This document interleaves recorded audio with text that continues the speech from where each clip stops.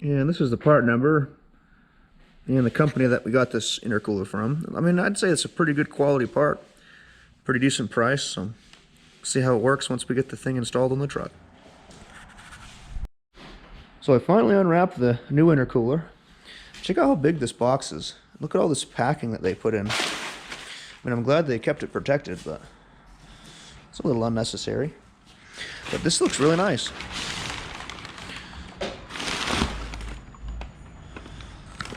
It's got all the little nut clips and everything for the, I believe it's the AC condenser.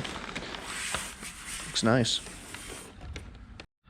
So I know this has nothing to do with the intercooler, but just take a minute and look at this paper that they used in the packing of this thing.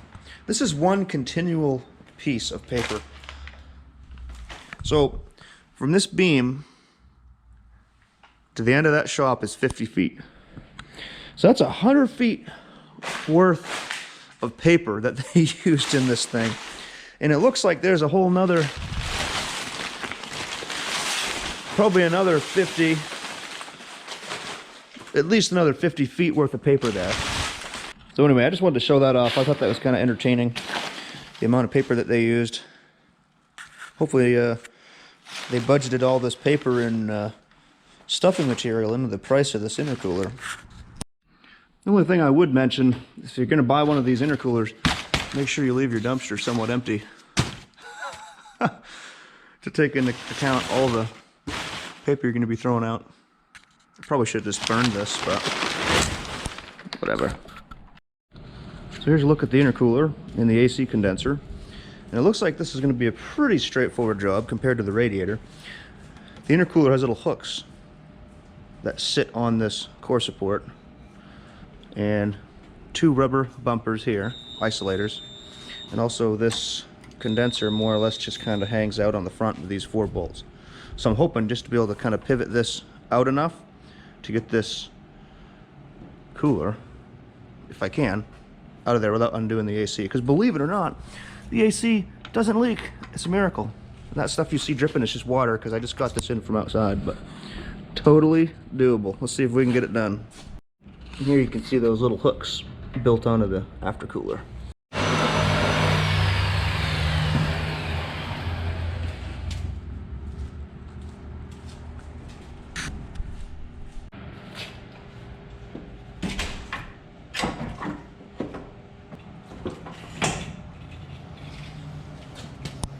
Nice.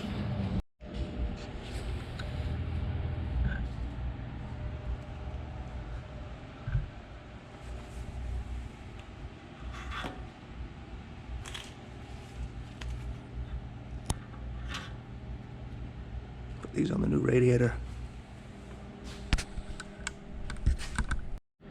Well, if I had known I was going to be doing an aftercooler, I probably would have taken the aftercooler off first and then put the radiator in. It would have been a lot easier to get to like the transmission cooler and the power steering cooler and everything, but that's okay. You live and learn. So anyway, we're going to get that new one back on, and that's looking like it may be a pretty easy job.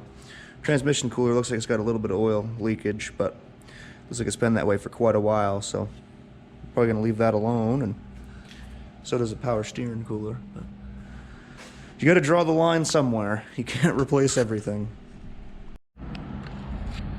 And right there, that's the reason why we were getting such a bad boost leak.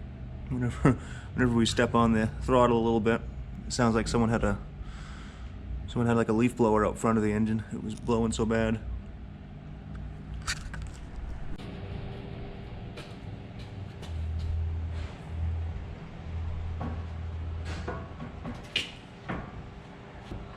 The hardest part of this whole job is going to be lining the tubes up for the intercooler. These 2 boots that go on the intercooler, they're always difficult to get started on the cooler.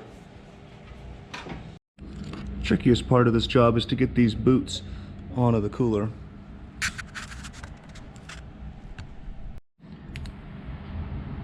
Now with a little bit of patience, those boots go on just fine.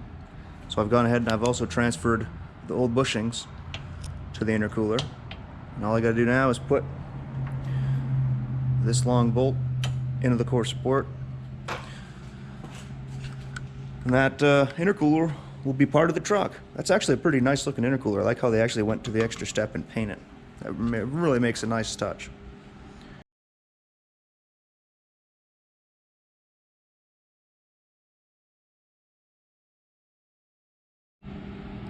Alright, so the intercooler fits the truck really well. No complaints. Working on tightening up the boots, the pressure lines basically for the aftercooler. And I was tightening up this AC condenser, and I just wanted to show you guys that the stock bolts, I don't know if you can see that, but they bottom out against the intercooler. So they go basically, and they put a little dent in the intercooler if you're not careful. So I ended up, like this one, I ended up putting a spacer in there so that there's just the slightest gap. I don't know if you guys can see that or not. I don't know if you can see that or not, but there's the slightest gap now in between that bolt and the aftercooler. So I had to put a shim in there, unlike this one. So I'm gonna have to put a shim in all those bolts. Just, I don't know, that kind of stuff just drives me nuts. Having those bolts bottom out like that. We'll get that fixed. Well, we're gonna see if we can find any boost leaks. We'll give it a shot.